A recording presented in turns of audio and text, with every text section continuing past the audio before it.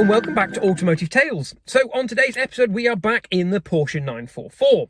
At the end of the last episode you'll have seen we went to a Porsche club meet in the East Midlands. You'll see I didn't do an awful lot of videoing at that event. I didn't kind of want to put a camera in everybody's face the first time I met them, but I did get loads of feedback on the car, lots of appreciation for one of these transaxle cars that are quite rare in the Porsche clubs. It tends to be 911s and Caymans and Boxsters and variants thereof, and some good feedback. So I met a very interesting chap who is the 944 registry secretary, a chap called Mike Pollock. Gave me his business card and a bit of feedback on the car.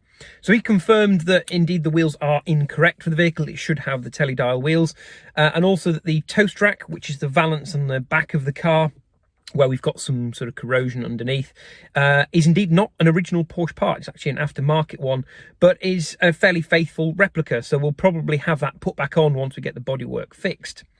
I've also been sorting through the paperwork. So you've seen in the previous episode, we've got this lovely little leather file, spare keys and lots of service history with the car. So I've been through and I've sorted it all out into this big old folder. So I've got sorted by kind of date by the previous owners. And it's a very therapeutic exercise, really. Get to know the history of the car a little bit, make sure that the service history is there, which it is for this particular vehicle, and look for any kind of common themes. You find on some cars, if there's a common fault that's there every sort of MOT, where a part has been replaced but it doesn't have to fix the fault, that maybe it's been misdiagnosed. Luckily nothing like that with this car. It seems all up to scratch with its maintenance. So we're going to do a quick look around the vehicle today, do a sort of check on the fluids, grease up some of the joints, especially on the pop-up headlights, which I've come to realise it's not just me that loves pop-up headlights. And I'll stick a link to a funny video from Donut Media above, which somebody sent me almost as soon as I got the car and got excited about pop-up headlights. If we get time in this video, we'll also get on to some of the elective work. So I have now got the new LCD display for the dashboard clock. So I'll show you how that is repaired if we get time in this video, and then we can get on to some of maybe the mechanical jobs as well. So let's get under the bonnet and check some of those fluids. Right here, we're going to have a look under the bonnet of the 944. So what we have here is a 4-cylinder 2.7 litre engine, which is a slightly unusual combination. This is kind of quite common to what they call these transaxle Porsches. So they started off with a 2.5 litre in the 924, that moved over into the 944, as well as this 2.7 litre engine. They also did a 3 litre 4-cylinder twin cam engine, which again, it's a very unusual situation. Normally at that sort of capacity, you'd expect to see at least 6 cylinders, or 5 if you're looking over here. Ignore that, by the way. So first things first is to have a good old look around, and everything looks pretty clean. It looks like the previous owner has had the engine bay all cleaned up, but there's a few things that look like they need attention. So particularly with these pop-up headlight cars,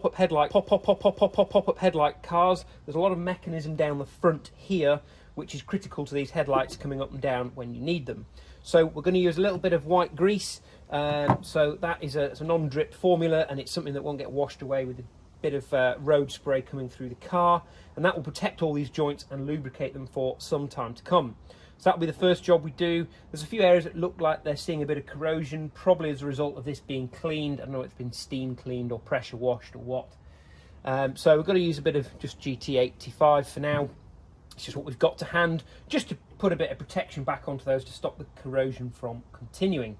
We're then going to do basics, so we'll check the oil in the engine, we'll check brake fluid, we're going to check coolant. We can already see that the wash fluid is fine, and we're also going to check the power steering fluid.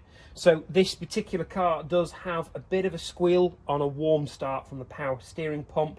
I think the pump might be on its way out, but we'll stick a bit of Slick 50 in just to see if we can make it live that bit longer. The longer I can go without more expenditure on car parts, the better. So let's get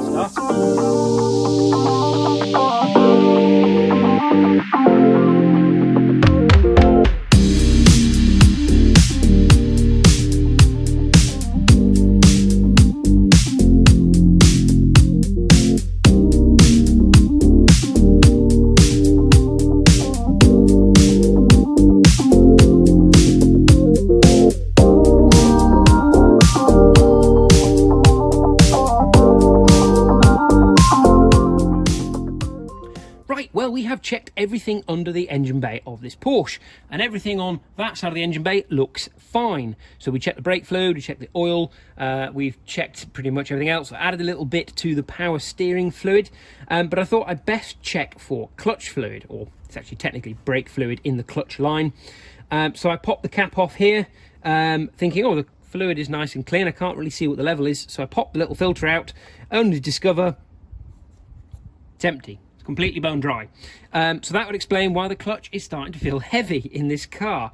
So unfortunately, we can't go anywhere without any clutch fluid. Luckily, my brother is heading over this afternoon, so I've asked him to pick up some DOT4 fluid on the way over. I've had a quick check of the rest of the system, and it looks like we've got a nice new pipe on here.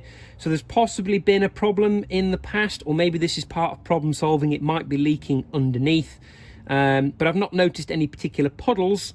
So fingers crossed it's just a fact they didn't put enough fluid back in when they changed that line. So with that in mind, I've only one last thing to show you under here, which is over on that side of the engine bay. So let's go have a look. So over on the passenger side of the engine bay in the 944 is the fuse and relay box. So I thought I'd pop this open and just see how everything looks. And actually it all looks in pretty fine fettle. There's a nice seal in there which obviously keeps this clean and free of dust and dirt. But I did notice something I've never seen on a car before. So we have a sample blade fuse here, and normally you pull these out. It comes with a nice little set of tweezers to pull them out, which is fairly common. And you go, well, I'm not sure if that's working or not. So how do you know for certain? Well, you need to check for continuity across the two terminals. Well, Porsche thought of this. They've actually provided a little test bed inside the fuse box for you to test a fuse. So if you pop the fuse in, it tells me there's continuity and I get a little green light. How brilliant is that? Like, literally brilliant. Okay, so result, we have some brake fluid. So thanks to my brother for dropping this off so that we can get back on the road. Oh, stupid seal on top. Oh, I hate filling things up from a full bottle.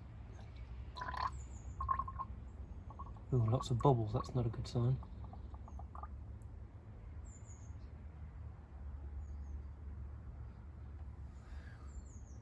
So it's filled a little bit over max, but that's okay because I think there's going to be a few more bubbles in the system. So before we completely close that off, let's go and pump the brake pedal. Okay, so we have punched the clutch pedal a few times and the level is somewhere in between min and max. So I'm just going to drop a tiny amount more in. No, that level has actually come back up again. Okay, so it's settling back out. But that's fine. I think we are good to go.